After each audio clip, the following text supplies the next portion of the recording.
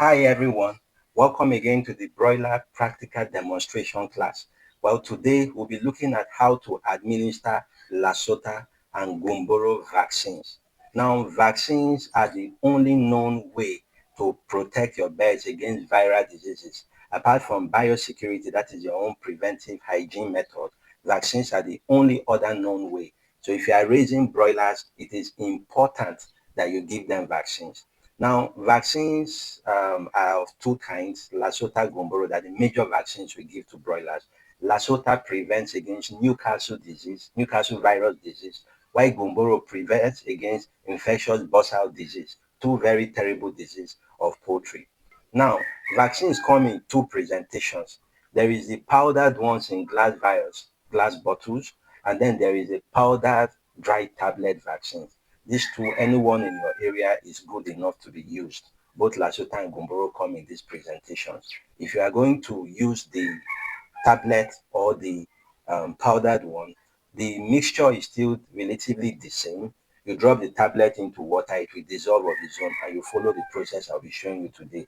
If you are going to be making use of the ones in glass bottles as well, I'll be showing you how to do all of that. Now, these vaccines can be administered in the following ways. You can do eye drop vaccination. You mix it in the water according to the right concentration and dilution. Then you drop it in the eye using the standard dropper. You can also have nose drops, drop it in their nose rings, or you can have spray. You spray it in their environment so it enters into their eyes, they absorb it through their body as well. Or you can give them through drinking water. These are the different routes of administering Lasota and Gumboro. The drinking water is the most easiest, is the less technical one, and it is the vaccine procedure that is best for small scale farmers, especially those who are just starting out. So I'll be showing you how to administer drinking water vaccines today. So let me show you what we have here. We have, this is a drinker, of course you know it, with water. 1 liter of water is in this drinker. We have our vaccine in this bottle. You can see it's already forming droplets of ice. There's ice block in it. Um, we have skimmed milk. Skimmed milk. We have milk and non-fat milk. We have our syringe and our weighing scale. Now, vaccines should be administered in the cool of the day, either in the morning or they should be administered in the evening when the weather is cool. We don't administer vaccines when the sun is high. So cool of the day. When you go to buy your vaccines, ensure to go with a flask or a rubber like this. If you have ice block, go with it. If you don't have, they will drop ice block before dropping the vaccine. The reason is simple. Vaccines are operational or are active or are alive within a temperature range of 2 degrees Celsius and 8 degrees Celsius. Anything above that, you will kill the vaccine to become useless. So that cold chain must not be broken. Immediately you buy your vaccine, they take it out of the freezer, they give it to you, take it to your home and use it immediately. It must not be kept in the freezer to block. I know some persons who will keep it to block. It is wrong. And you must not allow it under room temperature to get to the temperature of the environment. It's wrong. Take a flask, get your vaccines, and work with it. Now, in administering vaccines, you will need to protect yourself. After administering vaccines, a number of persons have shown reactions and side effects. You have symptoms of flu, catarrh, cold after administering Lasota or Gumboro vaccine. That is one of the side effects of exposure to this, especially when you inhale it. So it is always best to protect yourself. Make use of minimum of a nose mask. Make use of a nose mask. It protects you from any of the side effects. It's still right if you have hand gloves, make use of hand gloves as well. Let's look at our vaccines. There are certain things you need to know or check for when you go to buy your vaccines. Vaccines can be vaccines can expire, right? They can be expired and useless. You need to check for certain things. I will show you some.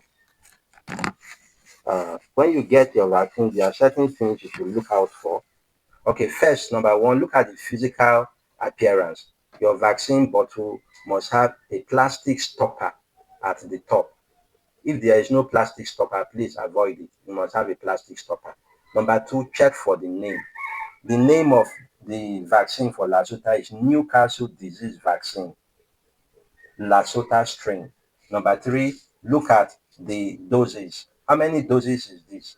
This is 100 doses shown here. And then number 4, check the expiry date.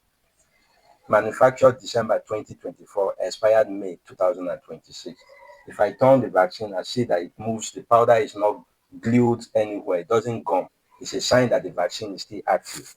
Same thing here, check for blue stop, for stopper, plastic stopper, it can be any color, plastic stopper. Then check for the name, infectious bursal disease vaccine, good, that is Gumboro. Then number 3, check for the doses, 100 doses, then check for the expiry date, October 2025. The vaccine should move in this.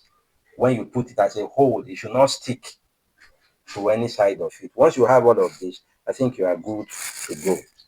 That is what you need in your vaccine. Now, 100 doses mean that this vaccine is made to vaccinate 100 chickens. 200 doses means it is made to vaccinate 200 chicks, right? 500 doses means it's made to vaccinate 500 chicks. So when you put it into water, you are putting into a water for that quantity of chicks to drink. Now let's talk about water a bit. The water you use for vaccination must be non-chlorinated, meaning it cannot be sachet water that has been treated with chemicals. It cannot be tap water from the public water board that has been treated with chemicals. You need water that has not been treated with any chemicals, no chlorine. Well water works. Which other one? Any water at all, just make sure it has not been treated with chemicals. That is the right water for you to use. Now, the quantity of water. Generally, the actual way to know how much water you need is from the birds. Your vaccine, the process is this: you give your birds the vaccine water, they will drink it, go back and eat, come back and drink again. So you should leave that water in their place for a minimum of 1 hour. It should be 1 hour. Target between 45 minutes to 1 hour, 20 minutes. So average of 1 hour. Your birds should be able to consume that water for 1 hour. So what quantity of water will your birds drink and exhaust it within 1 hour? That is the quantity of water you should use. Usually, I tell people to try a day before. If I intend to give vaccine tomorrow, for instance, today I will start my beds of water in the morning. When I go there, I won't give them water in the morning for like 2 hours. Then I will measure a small quantity of water and give to them. Whatever water remains after 1 hour, I will measure it again, subtract it from the total I gave. So I know how much water they actually drank. So the next morning, I will use that same quantity of water to administer my vaccines. That is the right way to get it. Now, if you've not gone through that process, you can just try the estimate we use. The estimate is usually 1 liter of water for 100 doses, 2 liter of water for 200 doses, 3 liter of water for 300 doses, 5 liters of water for 500 doses, like that. Now, you will notice that this water quantity will be sufficient for your birds for week 1 and maybe week 2. But after your birds have crossed 10, 14 days, this quantity of 1 liter of water for 100 birds will not be sufficient again. So you have to increase it. The maximum you can dilute 100 doses is 4 liters. That is the maximum. You can't dilute 100 doses in more than 4 liters. So 100 doses in 1 liter is fine for your birds when they are tender. Now, please listen to this carefully.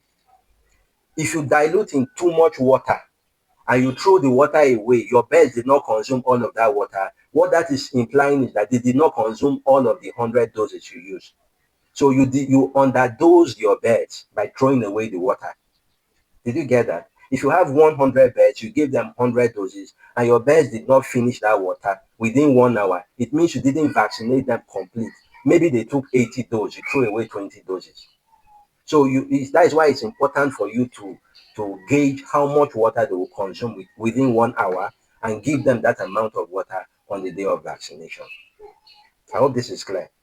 All right, let's go into the practical demonstration of how to dilute your water for vaccination purpose. Now, the first thing you will do is to make use of your milk. This should be skimmed milk. Skimmed milk is non-fat, milk without fat. So you add it into your water. The use is to ensure that whatever chlorine was in the water has been neutralized, and then the milk is also at the surface of the water to protect the vaccine from sun rays and any other external factors that we want to nullify its effect. Very simply, 2 grams per liter of water, right? 2 grams per liter of water. If you are making use of liquid milk, it is one liter of liquid milk, liquid skimmed milk, non-fat milk, 1 liter to 50 liters of water. Hope that is clear. 2 grams per liter of water. We're using powdered milk. We're going to measure 2 grams using our scale. So this is what I do in measuring the scale. I'll place a plain paper on it, then take my readings back to 0, begin to drop my milk on it. This is exactly 2 grams now. Great. Got it without too much trouble. 2 grams. So these 2 grams, I'll be putting it into my water, right? So I will agitate this water so that it can mix properly.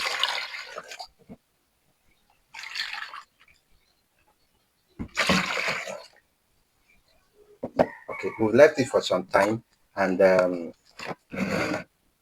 milk is properly mixed. Now I will pick out my any of them, pick out one of my vaccines and show you how to mix it. So what I have here is Lasota vaccine. Now this is what we will do. We will inject water into this, shake it, agitate it, and allow it dissolve.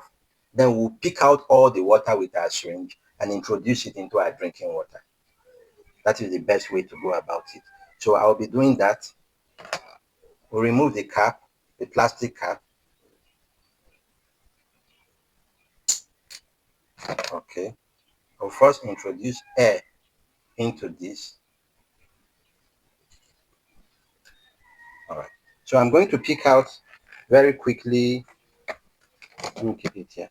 I'll pick out a little bit of the water, just a little bit, that will help me to dilute this.